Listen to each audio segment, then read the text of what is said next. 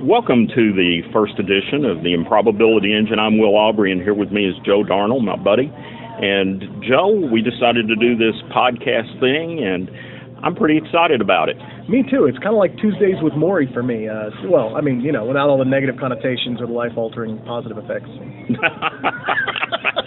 Well, okay. We'll talk about whatever's on our minds, and most days that's going to deal with sports and pop culture, politics, and whatever other esoteric things that we can think of to discuss. One regular feature we're going to do right now, it's called our Moment of What? And we'll talk about whatever strange thing we either did or saw in the last week, and I'm going to go first. I am now the world intergender bread fight champion because I beat my wife in a bread fight, and I'm of the belief that no one has ever done it before. Well, I'm sure there's an angry baker out there who could probably challenge that, and if so, we'd love to hear from you. Will, I'm kind of confused by the bread fighting. Did you not? Why the selection of bread as the weapon of choice? Bread was handy, and as often it is, I picked up a loaf of bread, grabbed it by the end, where the twist tie is, and whacked Marilyn in the head with it. And I whacked her a few more times, and she started to whack me, and I said, "Game over, I win." But that didn't stop her from continuing to whack me, and after which she claimed victory. But we all know it was over when I said, "Game over." So what you're saying is there might be grounds for a dispute to your championship as the intergender world champion bread fighter. Yes, except that I'm the commissioner of the league.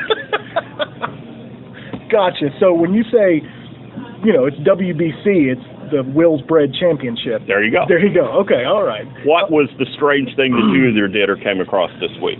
I finally got caught up on Westworld, and spoiler alert, if you're watching Westworld, just plug your ears for like 30 seconds. One of the characters turned out to be a robot.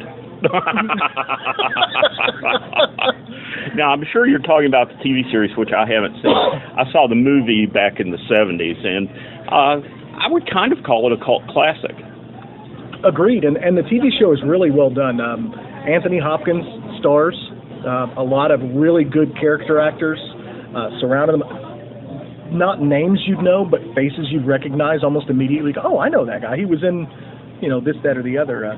Just a fantastically written, very interesting science fiction television show in a time that seems there is a dearth of science fiction that's actually any good. It's really just fantastically written. Something I would recommend to you. Okay. Moving right along, one of the things that we'll probably always talk about, Murray State Racer athletics, and for me, right now, that's basketball. The first game against a very good Illinois State team. I thought the Racers played pretty well in that game. Jonathan Stark came down and hit a three-pointer there at the end of the game to get the victory for Murray State, and he's certainly gotten a lot of accolades for that, and they're all well-deserved. But one thing that I think has gone pretty much unnoticed is the strategy employed by Coach Matt McMahon over the last minute or so of that game. First thing that he did was take Breon Sanchez out and put Jeremy Grace in because it was clear that Illinois State was probably going to foul Sanchez to try to send him to the line, and Breon was 0 for 4 at the free throw line. So he brought Grace in. Grace went 1 for 2 when they fouled him. And then with like 12 seconds left, and nobody has really talked about this, with 12 seconds left, Murray State is up 2. Illinois State has the basketball. Now, obviously, in that situation, you don't want to give up a three because then you're down 1 and you're having to come down and score. Well, what McMahon did is he had his team pressure the three-point line. Yeah. Now, this meant that they gave up a driving layup. Right. That tied the score. But you can give that up. And, in fact, it turned out to be good because there were 7 seconds left at that point after the driving layup. Wasn't enough time for Jonathan Stark to get down the court. That's right. And then the final thing that Coach McMahon did that I thought really helped the team was he didn't call timeout. A lot of coaches are control freaks. Right. And some of them would insist on calling a timeout at that point. 7 seconds left, tie game. He did not do that. He let Jonathan bring the ball down and freelance, and Jonathan took the shot and buried it. And Coach McMahon said later that as long as the ball was in Jonathan's hands, that was what he was going to do, was let Jonathan bring it down. Well, and you're seeing the experience, and it's not the first buzzer beater that he's had in his career. While he was at Tulane, he hit a 3 to beat Cincinnati in the waning seconds. That if anybody goes to watch these videos back to back, they look identical. Shoulder from the elbow extended, just out there, pulls up, shoots the 3, nothing but nylon. Fantastic. This is the kind of guy you want to have shooting the ball at the end of the game.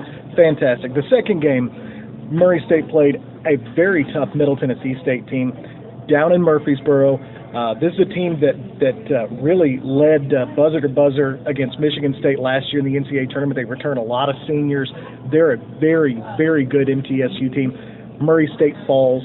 And it seems that the big talk right now amongst some Racer fans is the lack of interior scoring.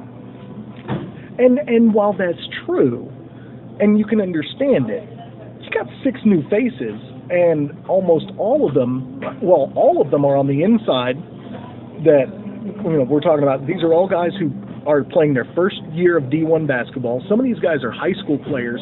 One of them's coming off a major knee injury, and really he didn't have a huge amount of offense before he left. Now, he showed flashes of being able to score on the blow block, but he's not going to be the guy that you throw down there and have him hit turnaround jumpers all day.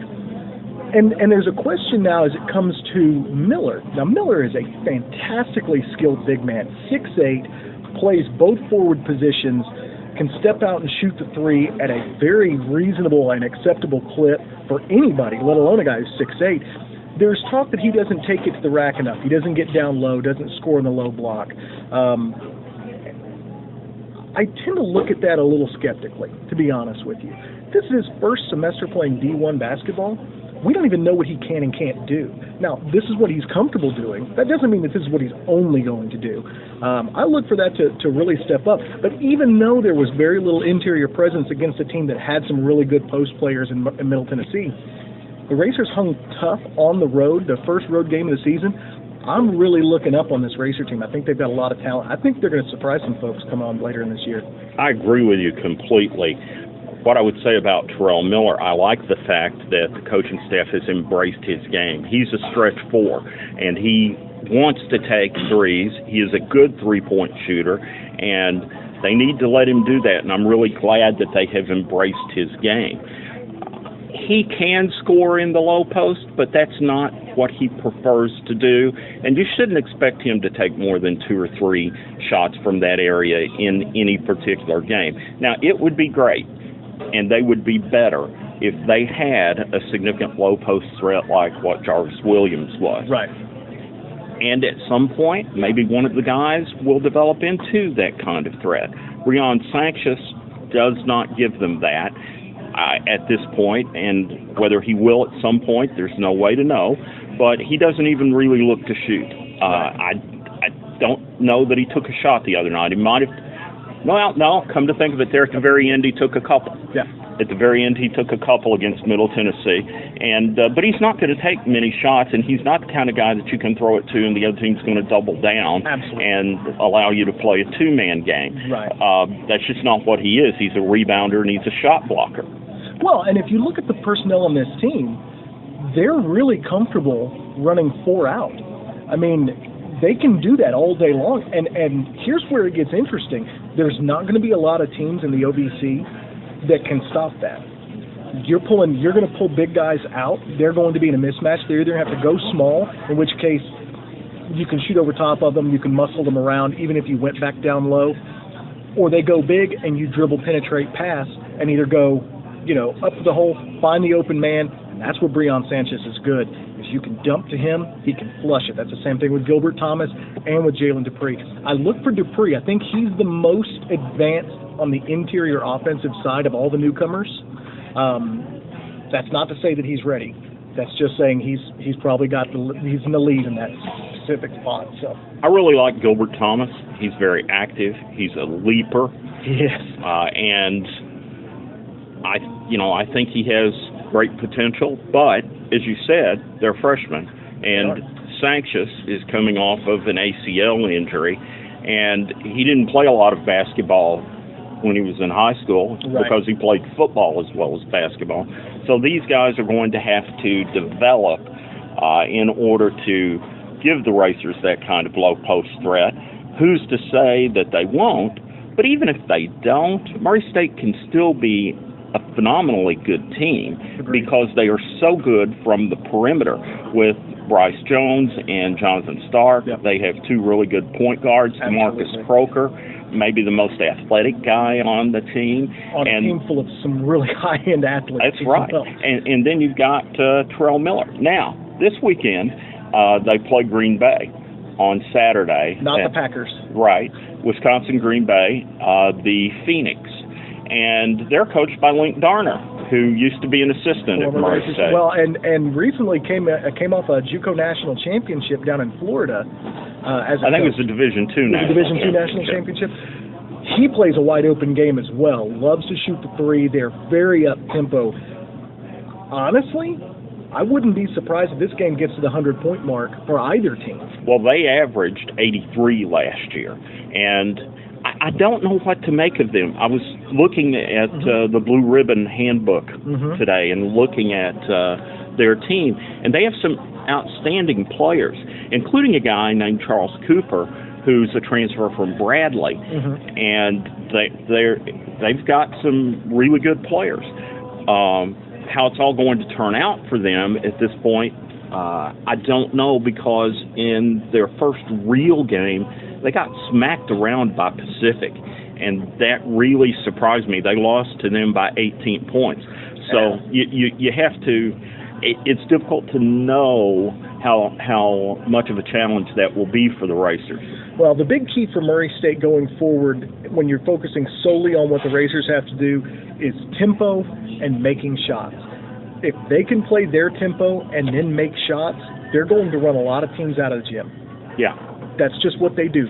They're meant to play up-tempo, long-distance shooting all the way across the board. A lot of guys who touch the ball who can really do some big things. I think in this game, they're going to have the matchup edge against Green Bay. I think that's probably the case. You're looking at talent level being a little bit different. The Massey ratings predict a 3-point Green Bay victory, but I think that is skewed by their initial rating for Green Bay, and since Green Bay lost to Pacific the way they did, their initial rating may have been too high. All right, you're a computer guy. I've got a question for you. I have an answer. How do you base your preseason rankings? How did they pick a team that's played 0 games, lost 0, won 0, played in 0? How do they give them an RPI rating first part of the season? This is something that's always bothered me. These preseason rankings skew the entire set of data. You start people off at 1, 2, 3, 4, and 5, and even if they lose, they're only going to fall so far. Whereas if you start a team at 170 and they do nothing but win, they can only rise so far. This is a problem I have with the RPI, and what's making it worse is the RPI is being used by some. That was our first phone call coming in while we were doing this. The RPI is a tool that's used by the NCAA selection committee, and it is a fatally flawed system. How do we fix it? What do you do to change it? You're the guru. Figure it out. Well, the RPI doesn't kick in until teams have played games. The Massey ratings are different. They're like the Sagarin ratings. And it's the Massey ratings, initial ratings, heavily based on what teams did the previous year. So it is inherently flawed. As the season goes along, it becomes more and more accurate. If you're talking about the RPI, it's a poor rating system. It favors the teams from the big conferences, and as a result, I'm totally against it. 2/3 of the RPI ranking is based on what your opponents have done, not what you have done. How does that make any sense? I don't get it either, and here's the problem with that. If you're one of these Big Six teams, how many true road games do you play? The answer is very, very few. In the SEC, you don't play true road games. You'll play outside the home. conference. Right, outside the conference, you don't do any true road games except what's going on there. And that's not indicative of a good team. If you've got a good team, you got to be like Gonzaga was a decade ago. Anybody, anywhere, anytime will play you, will do our best, and more than likely will beat you. That's where you get to know how good a team actually is. And you build that reputation. Believe it or not, our racers are right there. They go and play road games. They play in tournaments that are tough against really quality opponents. You look at the game against Middle Tennessee State. There's a game against Ole Miss. The RPI is an easy system to game. It really is. Schedule winnable games and then win them. That's it. If you do that, you'll do fine. Now, what's a winnable game? Well, you play close. Teams that might be talent-wise close to you, only play them at home. We can't do that at Murray State. The SEC can do it. The ACC can do it. Absolutely. They can afford to make that play. Yeah. A note, an aside, the telephone call? Yeah. That was Ronald Reagan in the movie King's Row. Probably the best movie that Ronald Reagan ever appeared in, and I have it as a ringtone for one of my friends. I will say this, I'm going to dispute that because anytime you talk about Reagan's movies, if the Bonzo movies are not in there, Bedtime for Bonzo is one of the greatest movies of all time. Just saying. Moving along, big college football game tonight. The University of Louisville plays Houston, and I grew up a Louisville fan. So, I go back to the days when, not as far back as Johnny Unitas, who played there in the 50s, but I go back to the days when Howard Stevens was the running back and John Medea was the quarterback. They played in the Pasadena Bowl and wound up in a tie with Long Beach State. But anyway, that was pretty interesting. Being a Louisville fan, I've often wondered about Louisville fans, how they can go back and hire the coach that they've got after some of the problems he's had. We believe in redemption. Yeah, maybe you just care about W's more than anything else. We care about W's. And if you look at it, the Cardinals are having a fabulous season, and nobody would have ever thought in the 70s when Louisville was playing Long Beach State, Wichita State, Drake, teams like that.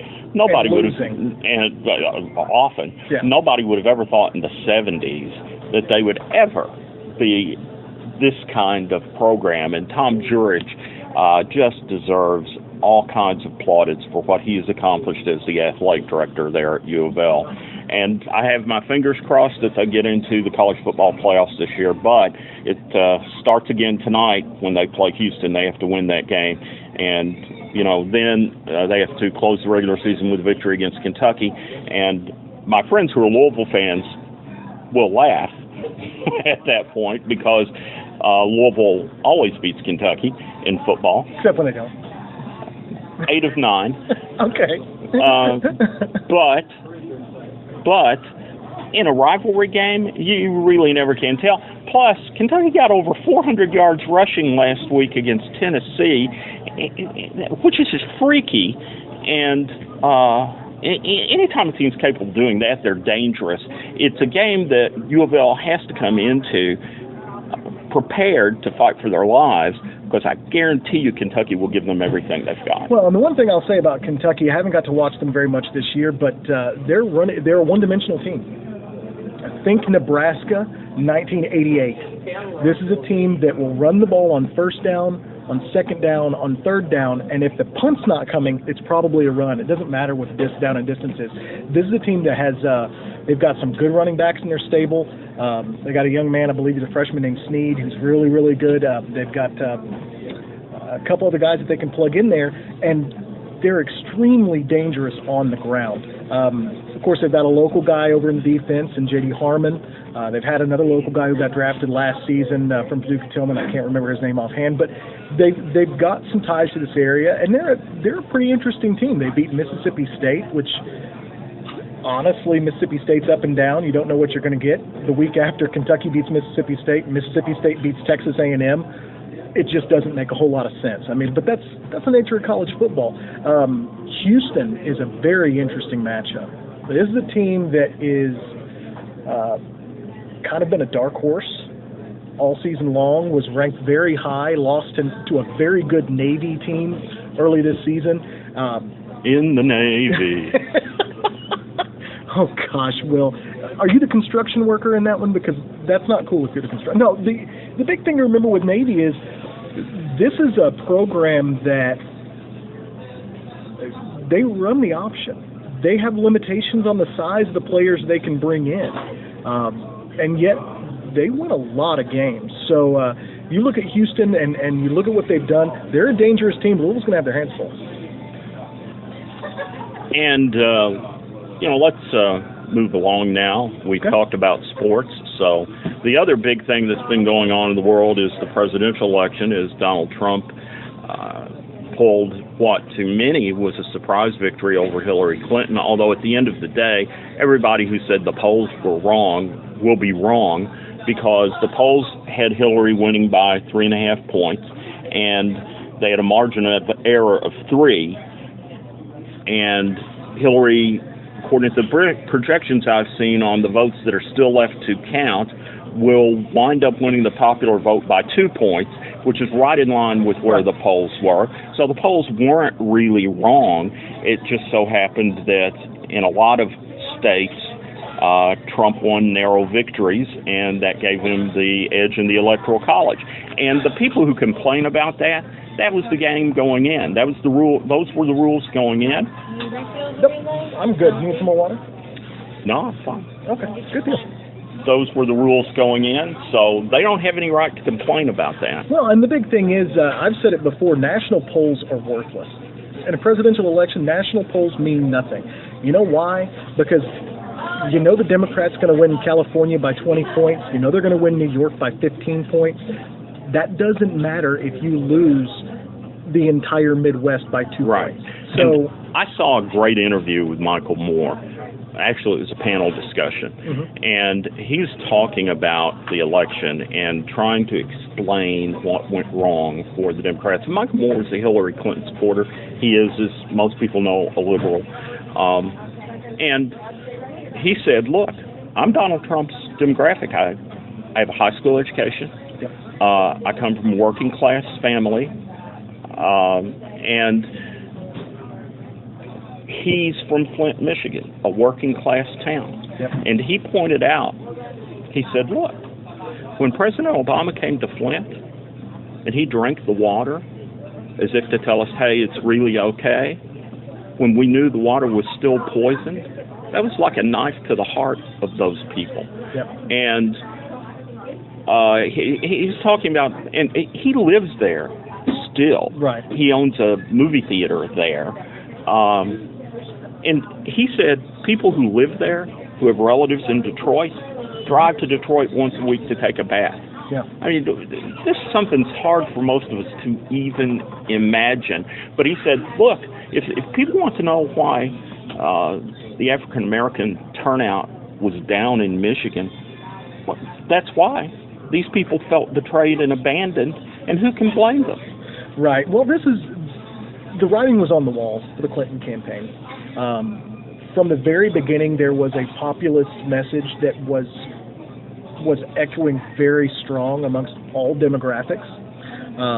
You saw the Trump campaign on the Republican side, but also really a complete cratering by the Jeb Bush campaign and the Marco Rubio campaign. Those were the two establishment candidates for the Republicans, and they got nothing. I mean, they were completely outmanned the entire time. Well, and then you look at the demographics the Democratic side as well. Bernie Sanders comes in with an anti-establishment message. He's a guy that does not fit the mold of a polished politician. He's just not. This is a guy who's a self-avowed democratic socialist, which is not a bad thing, people. Just look it up. Everybody's a democratic socialist. The founding fathers were democratic socialists. Otherwise, they would have privatized the mail system at the very beginning. Instead, they said, no, this is an industry we're going to take on because it's important. So you've got somebody like Sanders coming in against a presumptive nominee and have been since the re-election of President Obama. You knew that Clinton was going to be the nominee for the Democratic Party. and you knew that she was going to squander it. I mean, I did. I looked at it.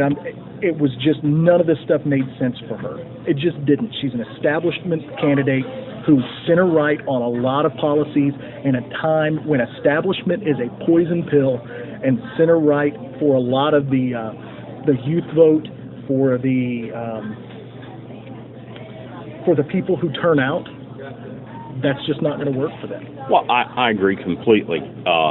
Now, you and I disagree a little about a couple of the, quote, scandals that were hung around her neck. The Benghazi thing was silly, in my opinion. The email scandal was silly. But she clearly is not a progressive. And at the end of the day, I could not trust her to do what she said she was going to do on things like the Trans-Pacific Partnership, the minimum wage, any of those things. And then, when I got to her Syrian policy, because I was considering maybe I should pull the lever for Hillary because Trump is such a despicable person. But then I got to the Syrian policy, and she wants a no-fly zone over a portion of Syria. And the planes that, let's be clear, the planes that would be flying into that no-fly zone that we'd have to try to shoot down are Russian planes. And the idea of us getting into a shooting war with Russia just doesn't make any sense at all. So I concluded she was more dangerous than Trump was. That's why I traded votes with a friend of mine. I voted for him. He voted for me. So I tied for last in the presidential election. I beg your pardon. I got 0 votes. I think I got last. And I consider myself a liberal, but I didn't vote for Hillary Clinton either. This is the first time in my life that I just couldn't bring myself to push the button on that one. You talk about the emails. The emails unto themselves are not bad.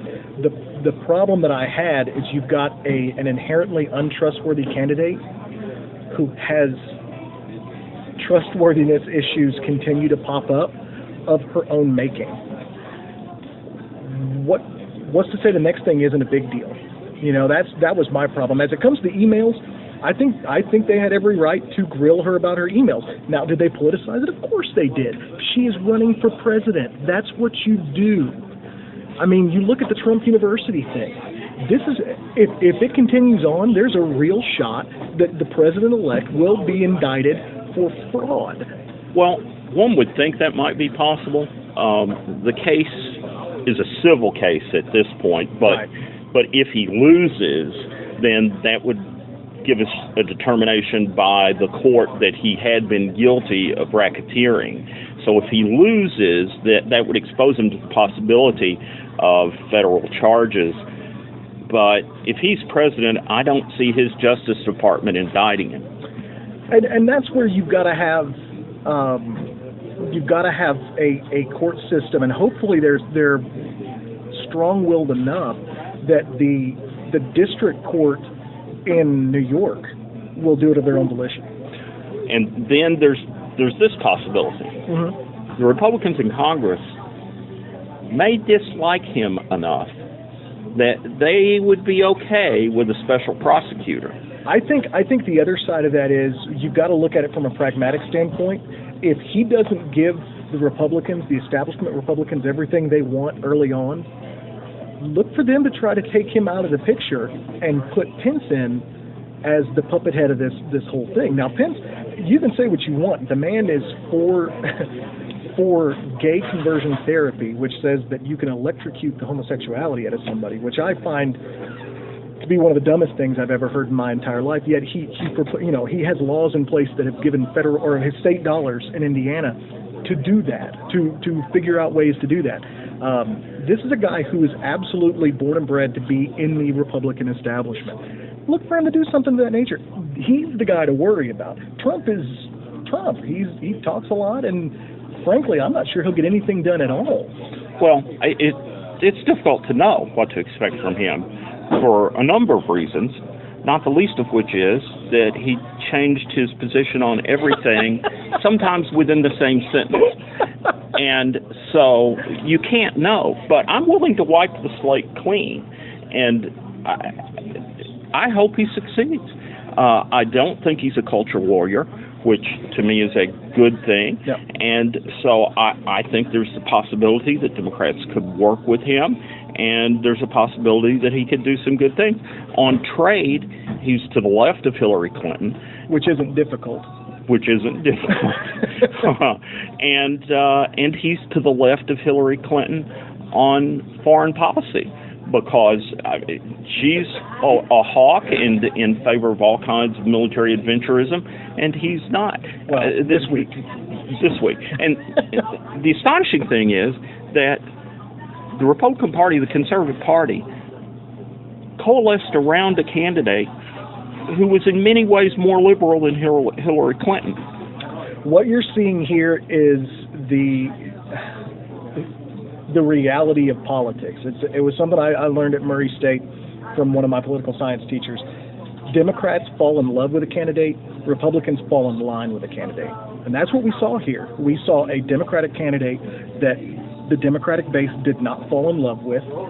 They just didn't. I mean, she didn't even win the women vote by a large enough margin, as much margin as Barack Obama did. Let that sink in. I mean, that is an asinine number that should never, ever happen.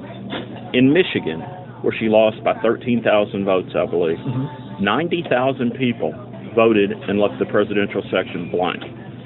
Because there was not a good choice. And this was something that I tried to argue with folks that I was Facebook friends with out in California. They were like, well, Hillary needs to have support. Hillary doesn't have support here. Right. You have people who vote and hold their nose and vote for the Democrat because they know what the option is.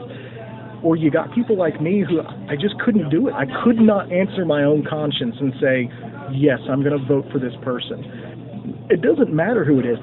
The problem is what you had was Margaret Thatcher running as a Democrat.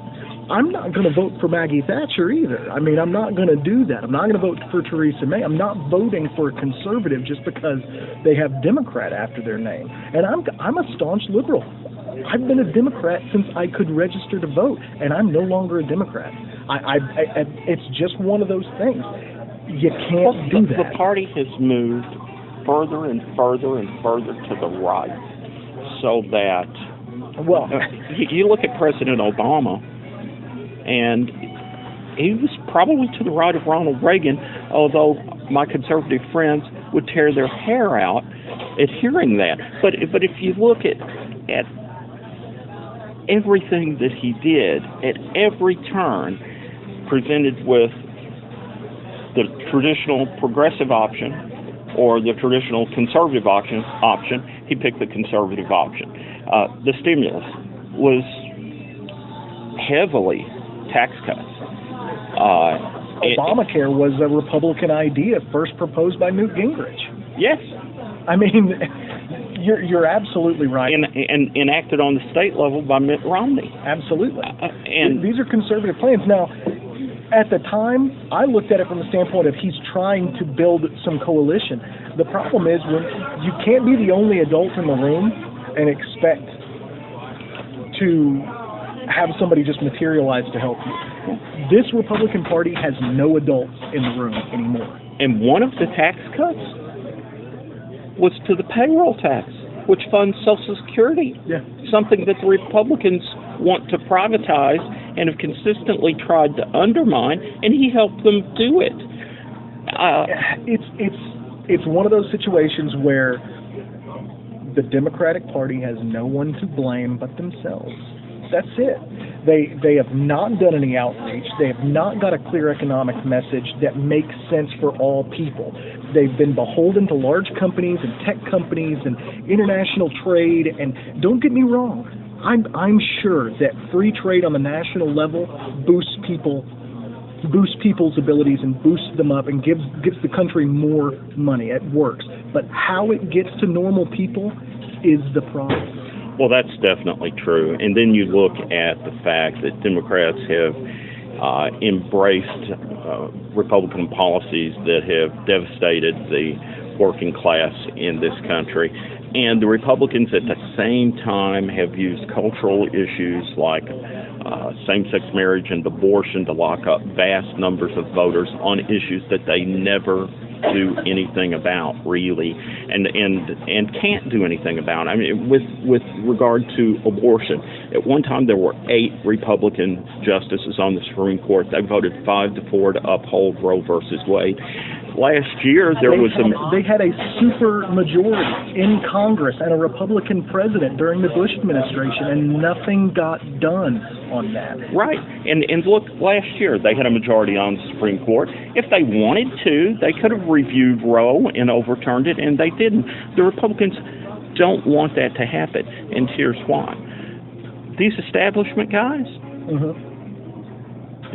they aren't really pro-life. They use it to lock up votes, and what they really believe in terms of exceptions is rape, incest, life of the mother, and my daughter. That's it. If need be. Not necessarily in that order. Right. You know, so, I mean, it all comes down to who's duping who and who's really going to do anything. If Republicans can't get anything passed with a Republican House, a Republican president, and a Republican Senate, what are they doing in Congress? You have to ask yourself that. If you're a Republican voter, you have to ask that question. Because frankly, I know what they're trying to do. I can see it. Their track record speaks for itself. If you're a Republican voter and you blindly press the R button, straight ticket voting, and nothing changes, what are you actually voting for? That's a very good point. I want to make one more point here about the abortion issue, because I haven't had the opportunity to really articulate this to anyone before. But what the Democrat Party should have done, what they need to do, because no Democrat that I know of likes abortion. Hillary Clinton herself said she wants to make it as rare as possible. What the Democratic Party needs to do is talk about the issue in such a way that resonates with people. Point out that, hey, we want to reduce abortion as much as we possibly can. Here's how you do it. Number 1, you make birth control free and readily available so that poor people can get access to it. Number 2, you do everything you can to make adoption as easy as you possibly can. Those are by far and away the 2 most important things that you do. And then number 3, I'm pro-life. I think that the Democratic Party should also say, hey, and we need to produce government-funded PSAs on the issue to inform women about the issue. Now, I think if they approached it that way, that would resonate with a lot more people than the way that they have chosen to approach it. And if you look at the number of abortions during various administrations, it tends to go up during Republican administrations and down during Democratic administrations. It's the exact opposite of gun sales. What you can look at when it comes to child care and abortion is you can't untie those 2 things. What we've got now is a system that punishes mothers for having babies. They can't go to work because they can't get child care for an inexpensive price. They can't go to school because they can't get child care at an inexpensive price. If you take out child care as a cost and you make it where a mother looks at it not from an economic standpoint, but from a do I want to be a mother standpoint, and then the question is an easy one for a woman. She makes the yes or a no. And it's very simple and straightforward. You allow women a true free choice. And you'll be surprised. I think you'll see the numbers drop on that. Too often, there are so many poor women who are just on the cusp. They're young, they're in college, they have trouble, and all of a sudden they're pregnant. What do? They're faced with this dilemma, and they say, well, I can either go and work for minimum wage for the rest of my life and have this child that I probably would want otherwise, or I can have an abortion, hate myself for it, or not like it, or not be happy with my choice in 30 years, and try to build my life the way that it needs to be done. You make it too narrow, and all of a sudden people make tough choices. You can make the choice an easy one if you just say, look, don't worry about the financial side of this so much. And if you really care, decision you really, really want to do. If you really care about saving babies, you won't mind spending a few $1 billion to do it. And I believe that women have the ability and the wherewithal to make the decisions for themselves. Okay, our final feature today. What are you excited about watching this weekend? Oh, wow. Westworld comes on again. I'm going to put another plug in for that. I'm really interested to see the Dallas Cowboys play. I know I'm not a huge Cowboy fan, but I think that watching Ezekiel Elliott and watching Dak Prescott, these two rookie phenoms in the NFL, they're going and playing. This is really exciting times. I mean, it's going to be a really cool thing. I'm excited to see what they do. What about you? What are you looking forward to this weekend? Well, Louisville football tonight. I'm looking forward to that. For those who couldn't hear, I rolled my eyes very loudly. I can appreciate that. Who do you got in the game? What's your score? I think Louisville wins by 2 touchdowns. All right, 2 touchdowns. And, hopefully I'm right about that. The Cards come away with a victory. One thing that I found out about, and I hesitate to tell people about this because I don't want anybody else to buy tickets before I do because I want to get the best possible seats. In March, at the Kentucky Center in Louisville, the Illusionists will be there. And I'm really excited about that. All right, well, I'm looking at the Murray State-Green Bay game. I'm going to say Murray State wins by 14 points. I think you could well be right about it. I like that. Unfortunately, I'm told that the only game that will be streamed from that tournament will be the game against Bowling Green, which disturbs me. But people can listen on the radio, WNBS. Yep. Yeah. Yep. Get on your phone, listen to the game, support your racers. All right. That brings to a close this edition of the Improbability Engine.